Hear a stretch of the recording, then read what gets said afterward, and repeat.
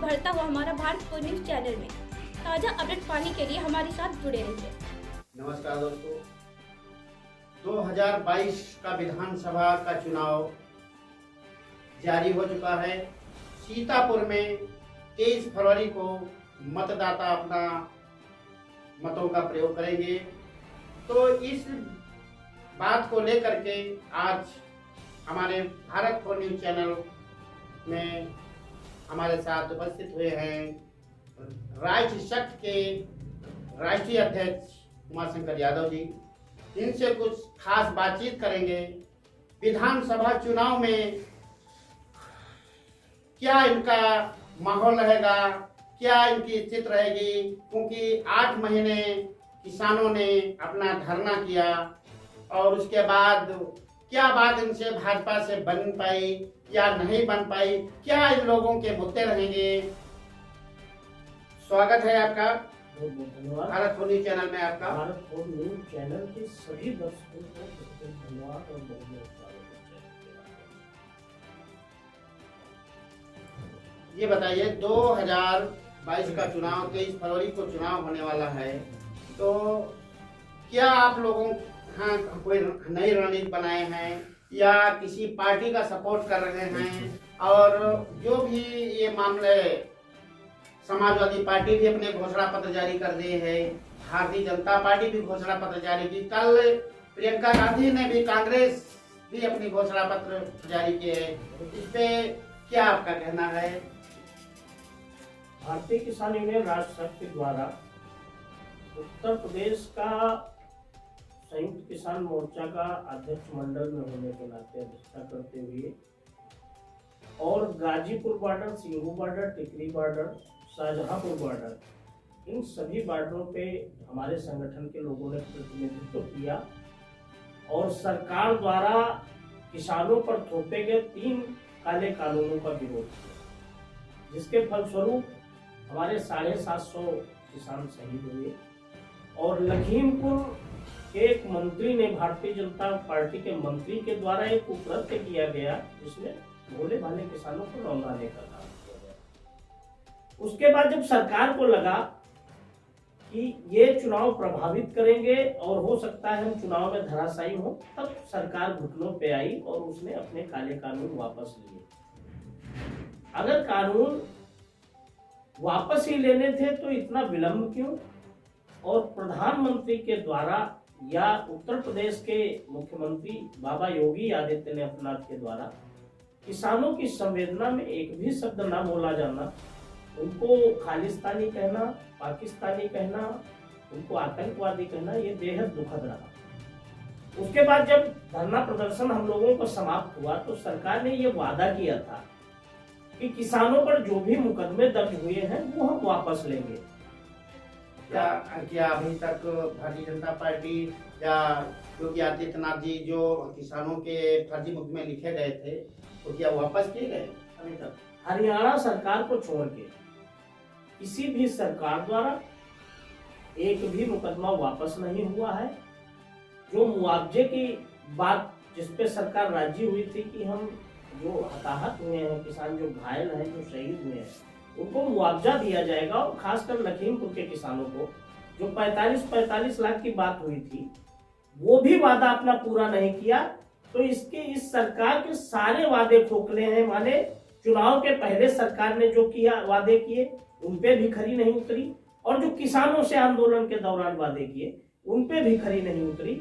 इसलिए भारतीय किसान यूनियन राष्ट्र शक्ति और संयुक्त किसान मोर्चा उत्तर प्रदेश की तरफ से भारतीय जनता पार्टी का और उसकी सरकार का पुरजोर विरोध उत्तर प्रदेश में किया जाएगा, और जो इनको हराएगा, इनको धरातल पे लाएगा, उसका हम लोग सपोर्ट करेंगे। क्या कोई पता नहीं खोले हैं कि जैसे सपा है या बसपा है, इसको हम समर्थन कर रहे हैं? तो ऐसा भी नहीं, समर्थन का विषय नहीं है। जनता इतनी जागरूक है और जनता जानती है कि कौन पार्टी कहां पर भारतीय जनता पार्टी कैंडिडेट को कला खिला रही है, उसको पता है जनता को। और हमारा इशारा रहता है कि भारतीय जनता पार्टी का विधायक हारे, उत्तर प्रदेश से इनकी जड़ें खुदें, इसके लिए जनता को पता है। गठबंधन को सपोर्ट कर रहे हैं जो रिपोर्ट मिल रही है, और जहां पर गठबंधन कमजोर है किसी अन्य दल का अगर प्रत्याशी जोर में है तो किसान यूनियन के साथी और समस्त किसान, मजदूर भाई, उत्पीड़ित भाई, दलित भाई उसको सपोर्ट करेंगे और यही हम लोगों का निर्देश है। क्या भारतीय जनता पार्टी के द्वारा लखीमपुर में जो किसानों के साथ हुआ था, तो अभी तक तो हमने तो नहीं सुना है कि कहीं मीटिंग में या कहीं उस पर कहीं नाम इन लोगों ने लिया हो। नहीं, लखीमपुर का जो मामला हुआ उसमें जब हम लोगों ने दबाव बनाया तो अजय मिश्रा उर्फ टेनी का लड़का गिरफ्तार हुआ, और जबकि अजय मिश्रा टेनी खुद 120B का मुलजिम है और भारत सरकार या कहे भारतीय जनता पार्टी की सरकार उसको पूरा संरक्षण दे रही है। इस देश का अपराधी किस्म का व्यक्ति गृह मंत्री है और वो गृह राज्य मंत्री हैं, दोनों की मिलीभगत से पूरा संरक्षण प्राप्त है सरकार का, और वो पूरी तरीके से जांच को प्रभावित कर रहे हैं। अभी तक उनको मंत्रिमंडल से बर्खास्त नहीं किया गया है। इससे ये स्पष्ट होता है किसानों के मुद्दे पे और संविधान के मुद्दे पे ना तो भारतीय जनता पार्टी संविधान का ही समर्थन करती है और उसका सम्मान करती है, और ना किसानों का समर्थन और सम्मान करती है। और अमित शाह जी तो लगातार बोल रहे हैं कि यूपी में अपराधी दूरबीन द्वारा भी नहीं दिखता है, और लगभग टेनी जी उनके दाहिने ही बैठते हैं।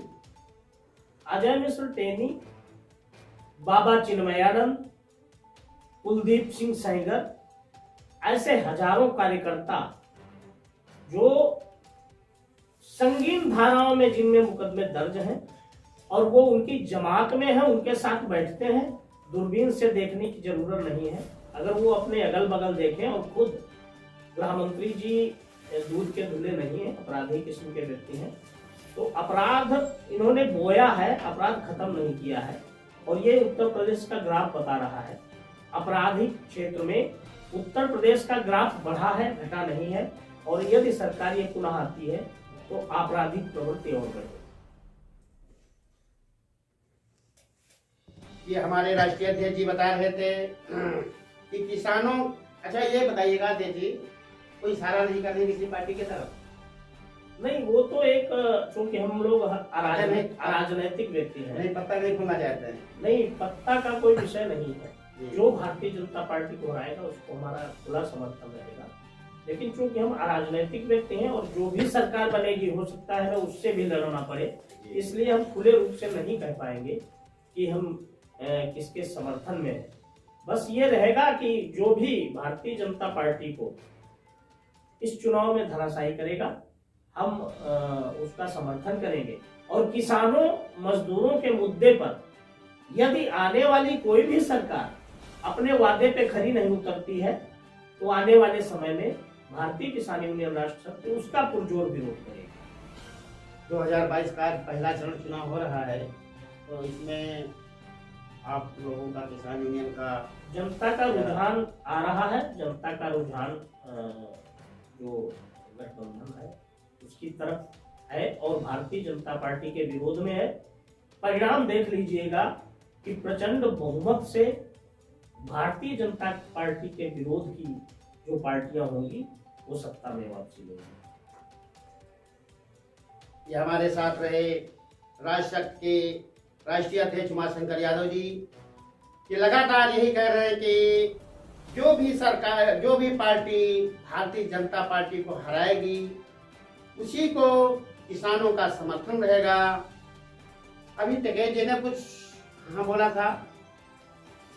देखिए, संयुक्त किसान मोर्चा खाली टिकैत का विषय नहीं है। इसमें हमारे संगठन में लगभग भारतवर्ष के 400 से ज्यादा संगठन हैं और उन सभी संगठनों का मान सम्मान बने। किसी एक व्यक्ति के हाँ या ना करने से कुछ नहीं होगा।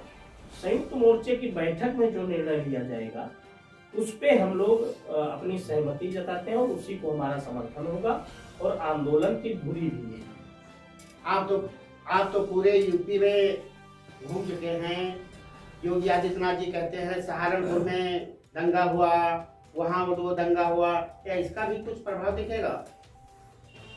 भारतीय किसान यूनियन राष्ट्र शक्ति के तत्वाधान में चाहे बरेली हो, चाहे पूरनपुर पीलीभीत हो, चाहे लखनऊ हो, चाहे सीतापुर हरदोई लखीमपुर हो, मैंने सब जगह देखा। और दंगा का विषय जो है, जो दंगे हुए, तो जो सरकार अब बनी है इन्हीं के द्वारा दंगे प्रतिपादित होते थे। सत्ता में आने के बाद दंगे रुके। अभी एक प्रोपेगेंडा इन्होंने चलाया, वो हिजाब और बुर्का वाला कॉलेज का विषय कर्नाटक का उठा, जो एक स्टंट था भारतीय जनता पार्टी का। इन्होंने सूरज पे थूका और थूक इन्हीं के ऊपर गिरा। आज संघ प्रमुख कहते हैं कि ये मामला दुखद था, ऐसा नहीं करना चाहिए था।